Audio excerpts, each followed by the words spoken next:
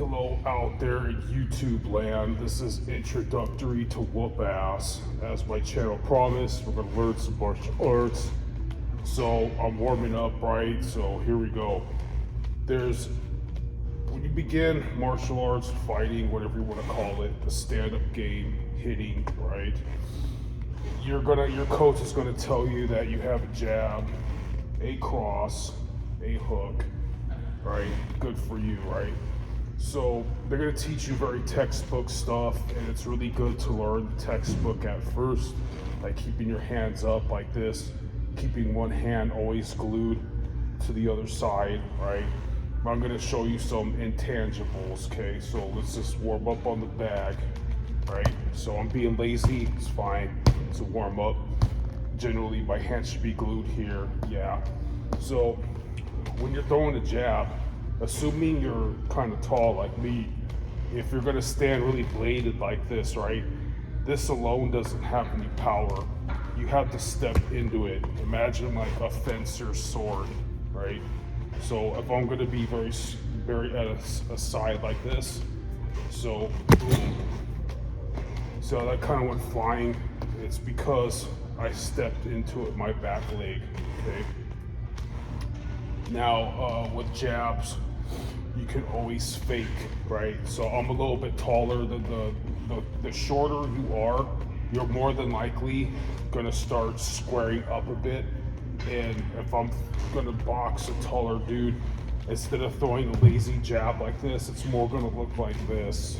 I'm hiding my chin behind my shoulder like this. And the reason why I'm reversing my hand down this way, when you punch that way, you're more likely going to hit with the two knuckles like you're supposed to, and it's easier on your elbow. So that's going to look like that. Even though I hit with the wrong knuckles, it's fine. So you're going to see in different styles, like in Jeet Kune Do or Chinese Kung Fu, they punch like this. That's for hitting with these three knuckles. So that's fine. If you go like this, boom, and you overhand someone, you hit the wrong knuckles and you hit the top of their skull, you could break your ring finger or your pinky knuckle. But especially from a lead position, if you have your hand down like this and you come up like that, it's less likely that, because more likely you're going to hit them in the soft part of their face, or they'll block it, or the worst that will happen is you're going to get teeth marks in your hand. It's going to be a lot worse for them.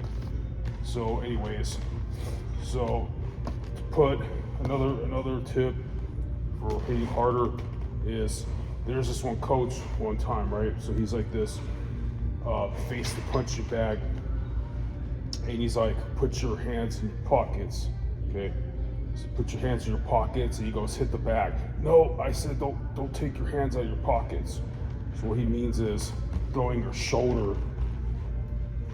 So remember, throw your shoulder in it. And the reason I hit that harder is I kind of squared up with my opponent to keep my right hand, like I'm loading this right hand, but really what I did is I used it to come back to my side stance to throw more power into the jab.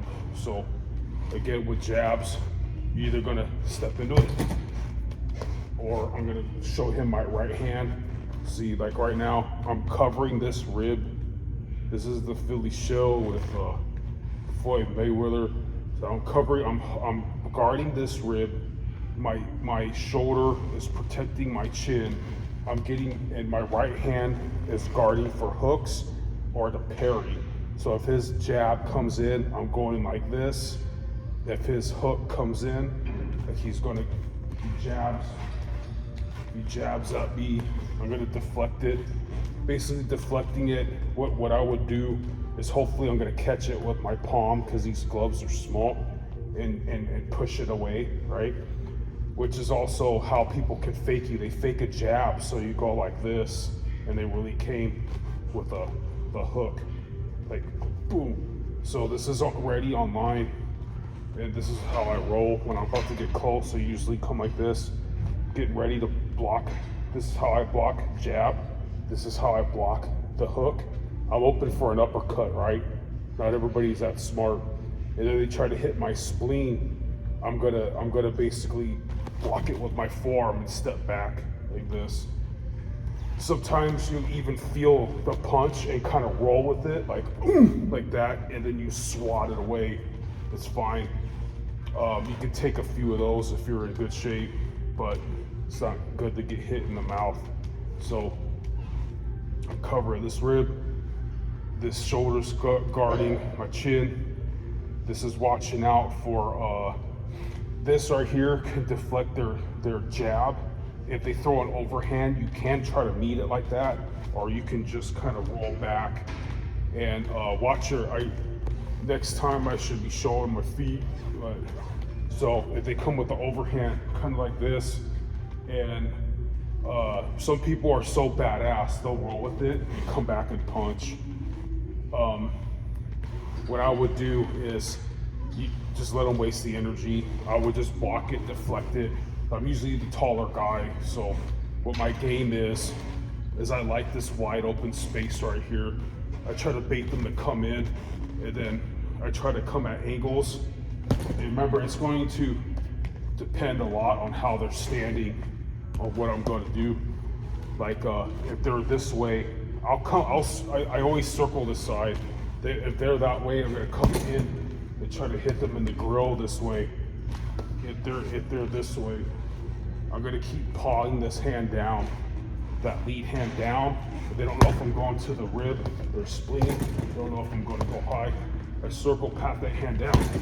Like a circular one motion, pat the hand down, come high, pat the hand down, come low, right? Freaking hold this hand down and come over the top. Okay, so this is a lot at once. I'm just basically putting this out there because this channel was originally supposed to be on self-defense, but it got political somehow.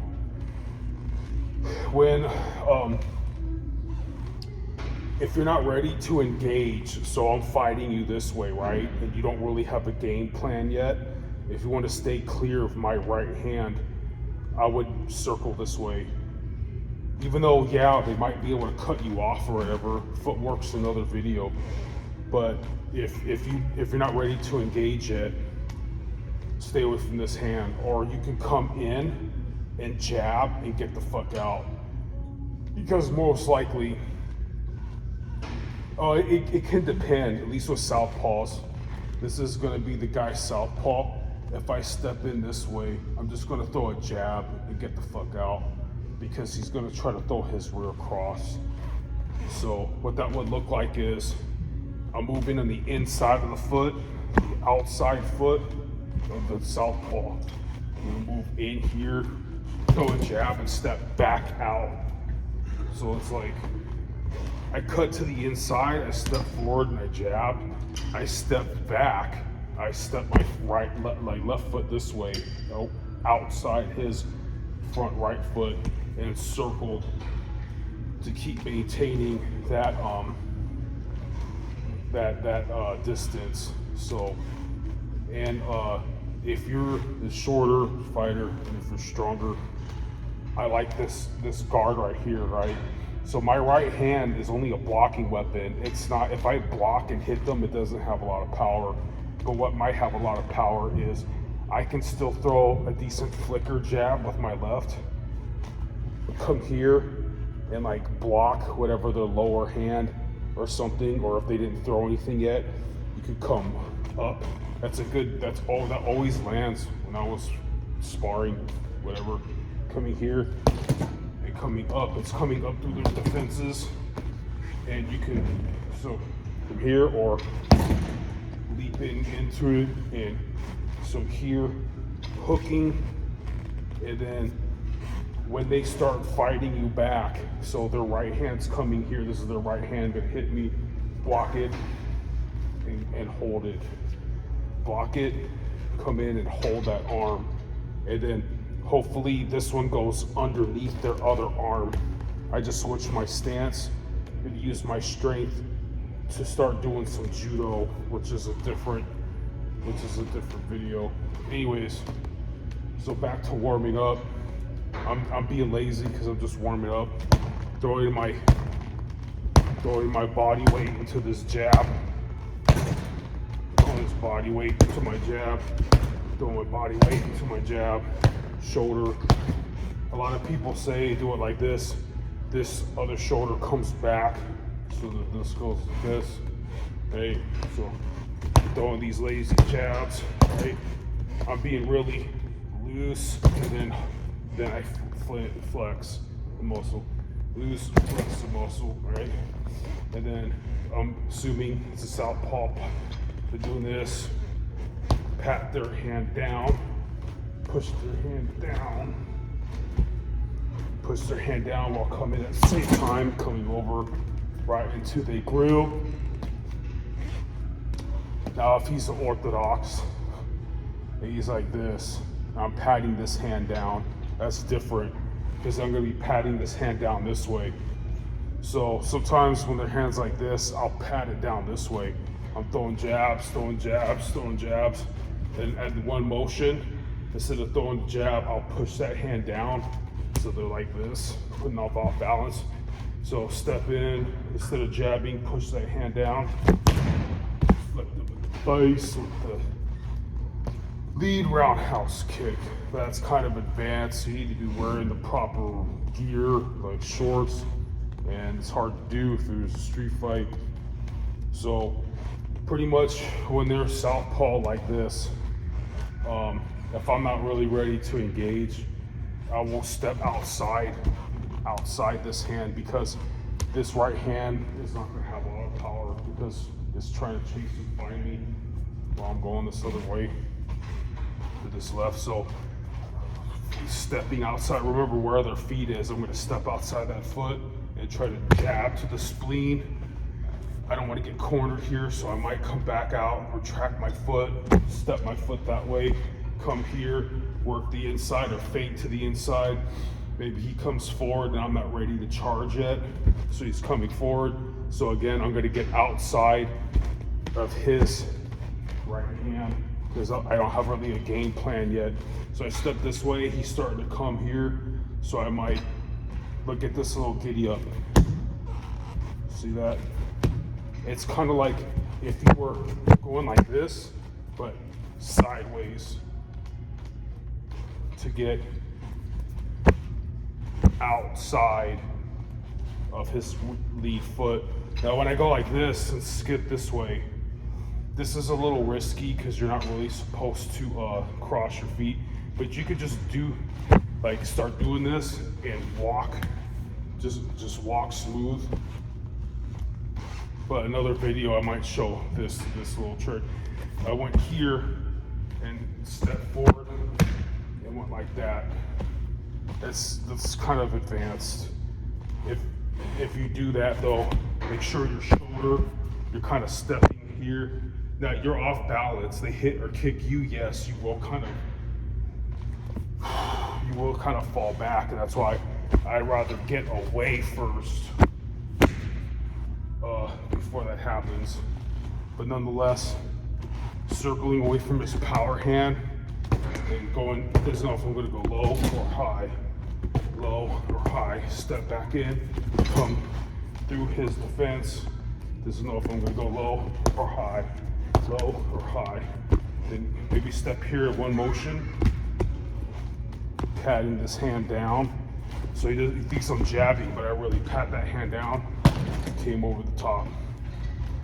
And usually when this hand's in the way, when they're orthodox, that's what's good to learn an overhand, because you're kind of coming up and over, trying to clear that hand. But if they're southpaw like this, they just made your day. They think the southpaw has an advantage, but the same advantage as southpaw has, you also have when they're southpaw. And you could just pat the lead hand down and come straight to the pipe like that. And this is how I throw that right hand. All these people who tell you twist the foot and pivot out this foot on your ball, your foot, and execute your hand, they're stupid, because no one's gonna come like, oh, I'm walking, oh, okay. You kind of have to find them with that hand. You're gonna kind of come forward, and then this plants on the ball of your foot. It's like here's the rhythm. You're either gonna, with this stepping forward jazz, 1, 2, and then 3, right? 1, 2, 3. But they're teaching it this. They're teaching it this. Like, they're teaching 1, like you stepped in and paused. 2, 3. I would rather send a boom. That's more likely going to get there than and then stay in the pocket, wait to get grabbed, and then think you're going to go 2, 3. I hope that made sense. Anyways, nonetheless, I set my right hand like this. Now, like, yes, it should be from here. I'm being kind of lazy just to make so that you can see what I'm doing. But I'm basically, with a really loose hand, I'm throwing my shoulder first. I'm throwing my shoulder first, and then that snaps at the end. Throwing shoulder, snap. And with that particular one, I want my hand down like this again. Yes, it should be here. Throwing the shoulder, and then hiding behind your own shoulder. And I have my hand tilted down like this, like thumb to the floor, because look at my stance. My left leg's forward. This one's pointed forward on the ball, my toes, right? Some people say this leg shouldn't be straight, so I'm like on the ball, my toes, and this knee is a little bent, but don't worry about that too much. That will come when you're hitting this bag. You'll find your own stance. But I am basically, when I'm throwing this right hand, so I step forward. Don't even worry about the step yet. What I'm basically doing is, yes, if you're stationary, you are going to pivot on and twist forward on the right ball of your foot. I'm throwing the shoulder first, and then snapping it. So it's going to look like, these are pretty tough bags too. So what the hell else was I saying? Hitting your target, right? Another thing to keep in mind is, so let's say I'm setting up this combo, a low 2 and a high whatever, right? So I'm maybe at first I'm looking at him in the eyes, and I'm throwing jabs, right? I generally look toward like their solar plexus, or the middle of their chest. I want to be able to see where their feet is at, and I want to see what they're flinching. I want to see where their feet is at. I want to see when they're going to throw. It helps you see the attacks coming, but you're going to have to pretty much use your peripheral, and they don't know where you're attacking. Also, like if you get in a street fight and you're scared of the dude, not making that eye contact is going to help you keep your mind on the job at hand, the task, and taking it moment by moment, than thinking too hard of like, oh man, like maybe I'm like I deserve to get beat up, but was talking to his mom on TikTok or whatever. So fucking there you go. But check out the strategy. So I'm basically I'm making eye contact because I'm making them think that my whole intention is to jab him in the face, right? But all of a sudden, using my peripheral, I went down and hit him in the solar plexus, right? So I'm pretty much feinting. I don't care if he blocks or whatever, but I'm maintaining. I'm not throwing everything I have into it, because what if I get tackled or countered, right? And I'm also, instead of exhaling, I'm inhaling. I'm charging up, because one, you don't want to be inhaling and then get hit. It's gonna knock the air out of you, right? But I'm keeping my distance, and I'm not committing a lot of power to this jab. like I'm inhaling, looking high, and then I committed and key-eyed low, right? So now he's expecting that low jab. I just landed 2. When you throw this low jab, it's like I kind of square it up with him so I can throw power. And when I squared up, I kind of got to a side, like, fuck the footwork right now. Just focus on, I kind of squared up with him so that fists hit hard.